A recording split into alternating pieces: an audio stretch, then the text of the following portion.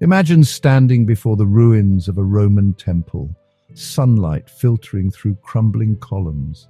The air is thick with the weight of centuries, whispering tales of a bygone era. Now picture a grand cathedral, its stained glass windows ablaze with color, its spires reaching towards the heavens. These two structures, seemingly worlds apart, are linked by more than just time. They are connected by a fascinating thread of continuity that reveals how the past can shape the present in unexpected ways. In ancient Rome, Juno reigned as queen of the gods, protector of marriage and childbirth. Her title, Regina, signified her role as Rome's guardian. As Christianity spread, it adopted familiar symbols. The Virgin Mary emerged, embodying compassion and protection. She too was seen as a queen, crowned as the Queen of Heaven.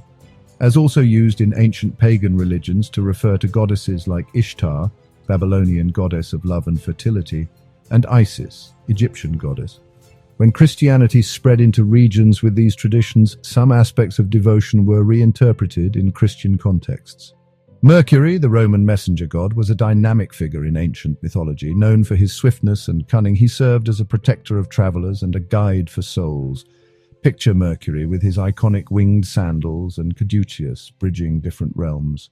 His attributes made him a versatile and revered deity. As Christianity spread, Mercury's qualities found a new home in St. Michael.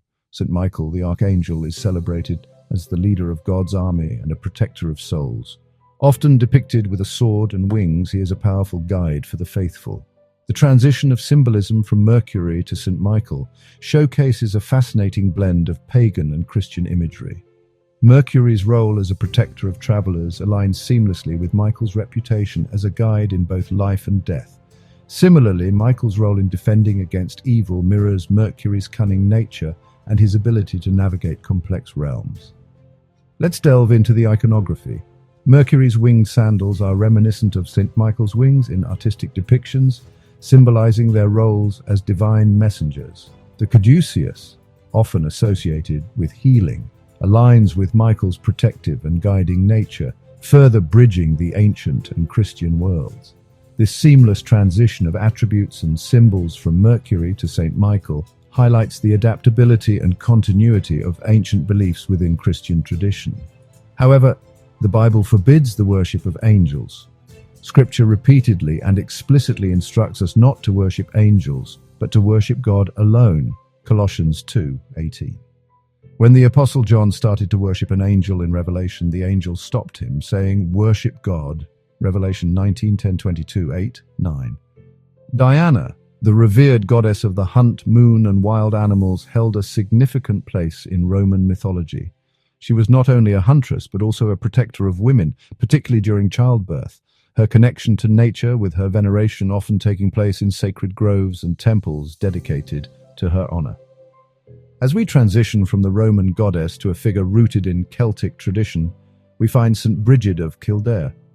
Much like Diana, St. Bridget is associated with healing, fertility, and the protection of women. Her legacy is celebrated during Imbolc, a feast day that aligns with seasonal changes and reflects Diana's deep connection to nature and its cycles. The shift from Diana to St. Bridget marks a fascinating transition of worship.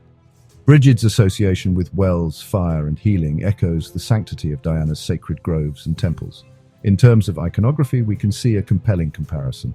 Diana's crescent moon crown finds a parallel in Bridget's connection to light, particularly through her eternal flame at Kildare. The seamless blending of Diana's attributes with those of St. Bridget underscores the adaptability of ancient beliefs within the framework of emerging Christian traditions. However, according to Acts 19:21, that the temple of the great goddess Diana should be despised and her magnificence should be destroyed, whom all Asia and the world worshippeth. This was the largest of the Greek temples and the most magnificent of the ancient world. Something to think about, don't you think? Apollo was invoked for healing during plagues. St. Sebastian, a Christian martyr, became a protector against plagues. Both figures symbolize resilience and protection, which oppose the values of the Bible, as God being the only protector and healer. The answer, as we'll discover, lies in the twist and transformation of both Christianity and the ancient pagan practices.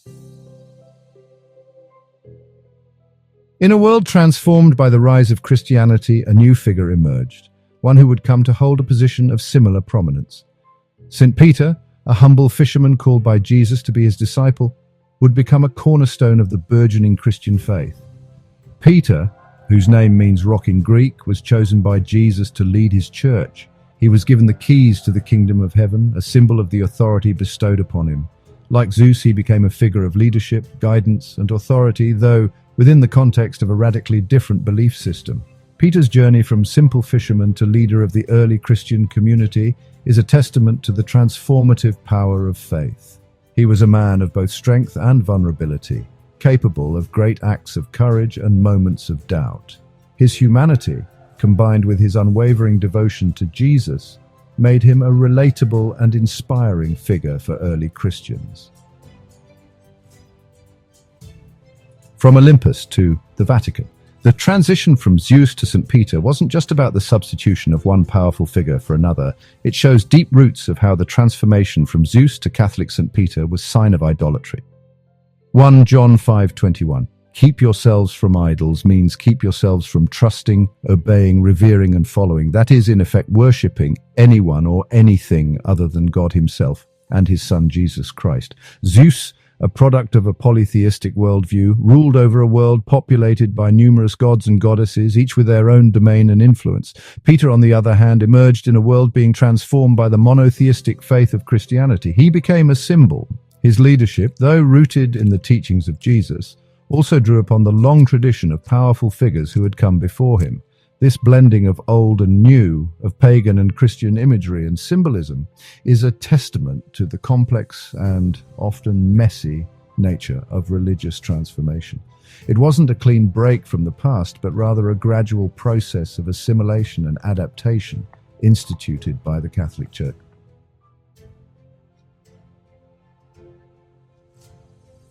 In ancient Greece, Demeter reigned supreme, not as a queen, but as a mother, her love woven into the earth. She was the giver of grain, the protector of the harvest, but her story is also one of profound loss. The abduction of her daughter, Persephone, by Hades, plunged Demeter into despair. The earth felt her sorrow, the crops withered and famine threatened humanity. This myth resonated deeply with the ancient Greeks, speaking to the fragility of life and the enduring power of a mother's love.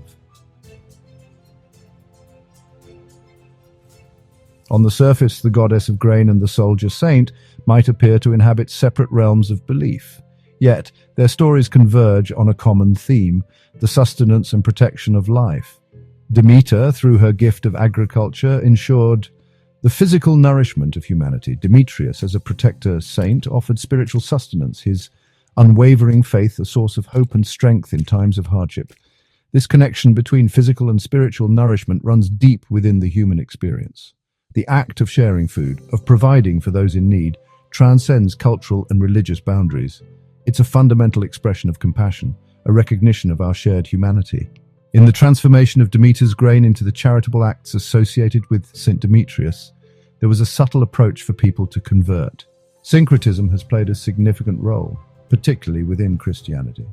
This blending of beliefs and traditions contradicts the very essence of the Bible.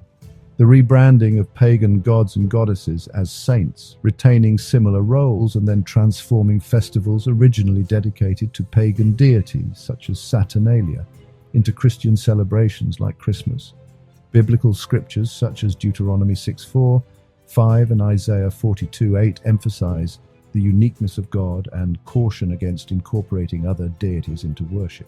The New Testament echoes this sentiment in 2 Corinthians 6:14-17, urging believers to separate from practices that conflict with biblical holiness. The impacts of syncretism on Christian worship have been profound. The dilution of doctrinal purity is a significant concern, as incorporating pagan elements can compromise core Christian teachings. The focus often shifts from God to intermediary figures, such as saints or relics, which contradicts the biblical assertion that Christ is the sole mediator, as stated in 1 Timothy 2:5. Understanding syncretism involves recognizing the blending of different religious beliefs and practices. It highlights the importance of worshipping God in spirit and truth, as emphasized in John 4:24.